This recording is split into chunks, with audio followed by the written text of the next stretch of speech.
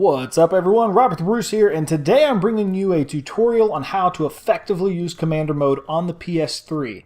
There are a variety of things you can do, and it really makes a difference if you properly understand how all of it works.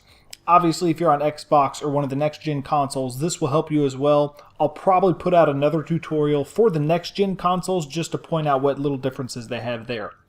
It should also be noted that Commander Mode is only available once you reach level 10, so if you're brand new to the game, don't freak out if it doesn't let you do it.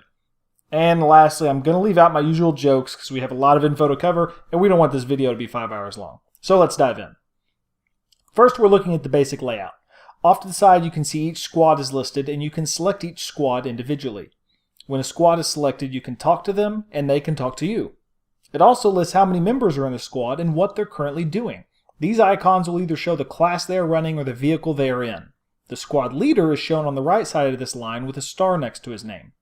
Also, when the squad is selected, it will show you active footage in the bottom left of that squad leader's perspective, which can give you a good idea of what types of threats they are dealing with at the time.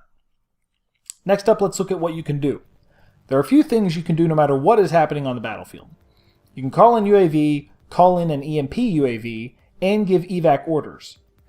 If you give an evac order, it basically just lets everyone in that area know that you think they should leave. Unless you have a really good reason for it, I only recommend doing this when an enemy cruise missile is incoming on that area. The scan UAV feature will drop in a drone that circles the area and gives everyone within its scope an active radar look at where enemies are. It's basically like having a massive tugs or motion sensor for that whole zone. This ability is unlimited and it resets very quickly, so spam it throughout the whole round because it really helps your team. The EMP UAV does the opposite. If both teams have a commander, you can drop an EMP UAV in the area of the other commander's regular UAV, and it will cancel it out. The red circle shows up where he has UAVs going, so you know exactly where to drop your EMP. If this little grid shows up, that means he has his EMP going in that area, and you shouldn't waste your AV and throw it on top of that, because it will just be canceled. I mentioned that these abilities reset, so let's see how that works.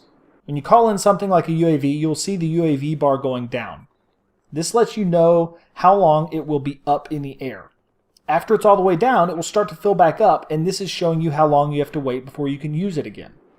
Most of the time, you should go ahead and use your abilities when they're ready so that you can provide constant assistance to your team. Let's look at the objective-based abilities next. You gain extra bonuses to call in based on what objectives your team holds. These are things like cruise missiles, vehicle scans, etc. Once your team holds that objective, you gain access to that ability, and these can be super helpful. Vehicle scans and infantry scans are pretty straightforward. They scan the entire map for either vehicles or infantry, so they are great bonuses that help your entire team. The cruise missile is a sweet missile you can call in on any spot on the map, and it creates quite a huge explosion. Cruise missiles will take out vehicles in one hit if they're in the blast radius, and obviously any infantry will be toast as well. It's a good idea to talk to your team and use your scans so that you know where the biggest enemy threat is, and your cruise missile will do the most damage. Some maps get a gunship instead, which is just like the gunships on Battlefield 3. It flies around real slow in the sky, and your team can parachute out of it or stay in it and fire down on the map with its very powerful guns. It should be noted that some maps get neither of these, so that you have available just depends on the map you're in and what points your team holds. Next up, let's look at the abilities you get based on how you are doing as a commander. As you're doing these various things to help your team, you get points. If you drop in a UAV and someone gets a kill within its radius, or if you kill an enemy with a cruise missile, these are the types of things that you get points as a commander. If you look at this little green bar over here, it will show your extra abilities. This bar fills up as you get more and more points, so the way you can help your team, the more stuff you can call in. This first notch is squad promotion. You can choose any squad and it will promote every member to the next level of their field specializations. The second tier here is a supply drop, and you can place it anywhere on the map. It'll drop in a big crate bundle, and any teammate can walk over to it to regain health, regain ammo, or even swap out their kit without having to respawn. Talk to your teammates to see who actually wants or needs this, and let them know when you're dropping it in. The third tier here gives rapid redeployment to a squad. This lets your entire squad respawn faster after they die. It's It's a great idea to use this on a squad that's at a critical point on the battlefield. An example would be if a squad was arming an enemy objective in obliteration, you would want them to have this, so they could respawn on each other quickly and make sure to defend that point as long as they need to. The final tier is a vehicle redeployment. It's exactly what it sounds like and just lets you drop a vehicle wherever you want on the map to help your team. Again, communication is key because you don't just throw it out anywhere. You don't want an enemy swiping it, of course. The last thing to take note of with these points-based bonus abilities is that when you call one in, it consumes your available points based on where it is in the tier. No, that doesn't mean you lose your own in-game points as a commander. Let's say you have this bar completely filled up. If you call in a vehicle drop, it will take the bar all the way back to 0 because the vehicle drop is the final tier. However, if you call in a squad upgrade, it will only take down a quarter of the bar because that's the first tier. This can help you decide what you want to do if you're wanting to do multiple things with your available bonus level.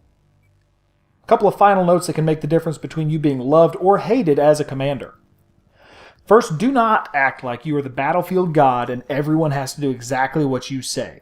Soldiers want to do what they want to do, so instead of ordering them around constantly, just try to assist them in what they are trying to accomplish.